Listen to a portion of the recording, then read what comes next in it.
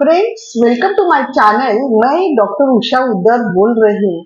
आज हम देखेंगे कि अलग अलग जो हमारे हेल्थ फैसिलिटीज है वहाँ एचआईवी के बारे में और एचआईवी के टेस्टिंग कैसे होते हैं, क्योंकि एक जो व्यूअर्स उन्होंने एक कमेंट ऐसी की थी, तो वो सुन के मैं तो हिल ही गई कि उन्होंने ऐसा बोला है कि जब मैं आईसीटीसी में गया तो मुझे उन्होंने इन्फेक्टेड सीरिंज और इन्फेक्टेड नीडल्स का यूज किया उन्होंने, इसलिए मैं पॉजिटिव हुआ।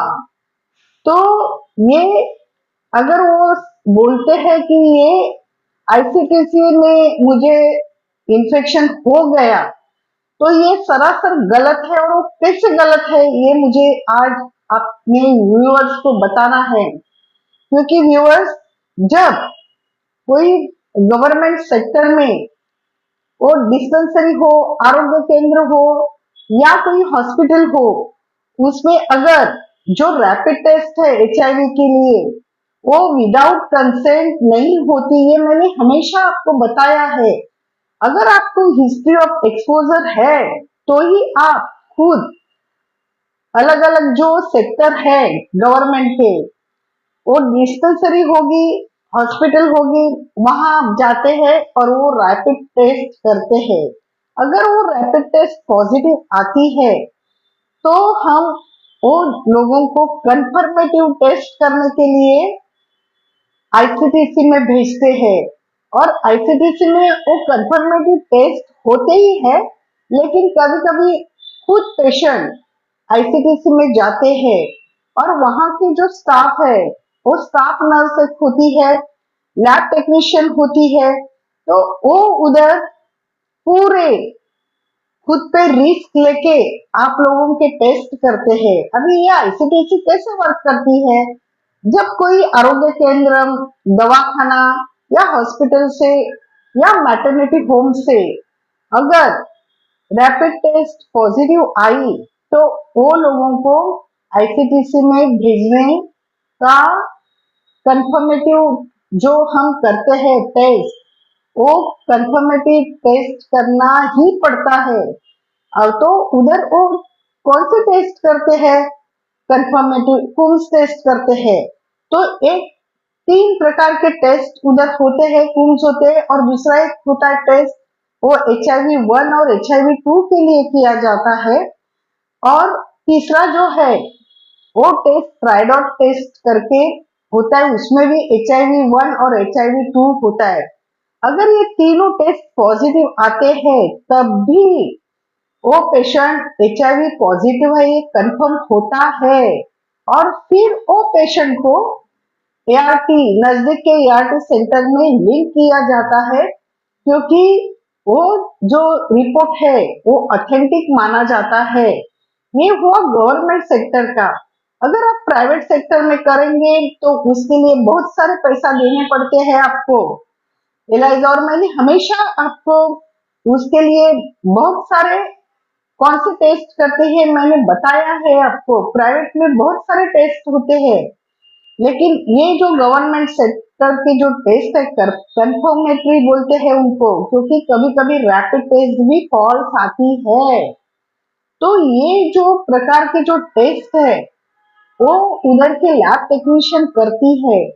और आप मानेंगे नहीं, वो लैब टेक्नीशियन जब आपका टेस्ट करते हैं तो उनके लिए कितना रिस्की होता है। वो पूरे प्रिकॉशंस करके वो टेस्ट करते हैं।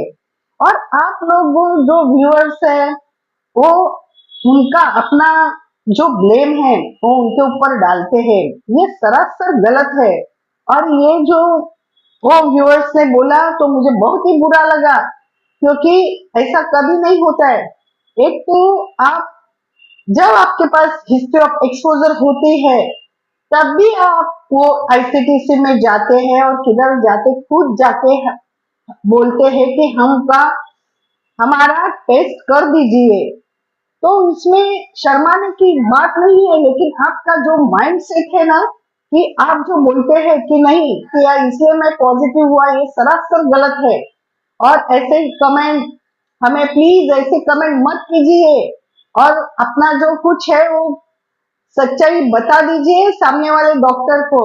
लेकिन ये खुलेआम अगर आप ऐसा बोल रहे हैं, ये कोई भी आईसीटीसी का कोई भी व्यक्ति होगा, स्टाफ होगा, तो आपके ऊपर लीगल एक्शन कर सकता है।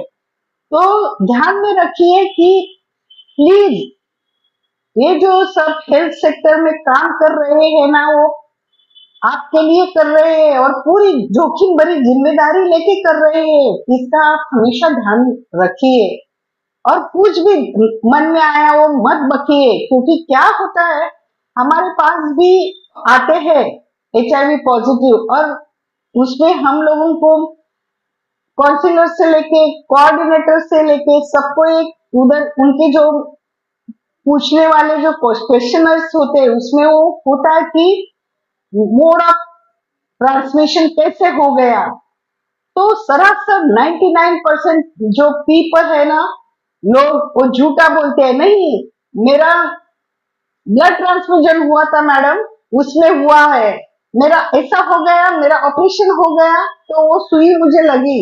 तो ये सरासर झूठ है, क्योंकि क्या होता है, हम मानते हैं कभी कभी होता है, वो गांव में वो दिन गए जब ब्लड डोनेशन करते वक्त या ब्लड ट्रांसफ्यूजन करते वक्त वो टेस्ट नहीं किया जाता था एचआईवी का। लेकिन अभी पिछले 15-20 साल से किसी को भी ब्लड देते हैं तो वो एचआईवी टेस्ट मैंडेटरी है। मैंडेटरी है मीन्स करनी ही पड़ती है। और एक ध्यान में रखिए, ऐसे आप कभी भी किसी के ऊपर इल्जाम नहीं लगा सकते। और अभी वो व्यूअर्स को मैंने वैसा एक करारा जवाब दिया तो उसने डिलीट कर दिया।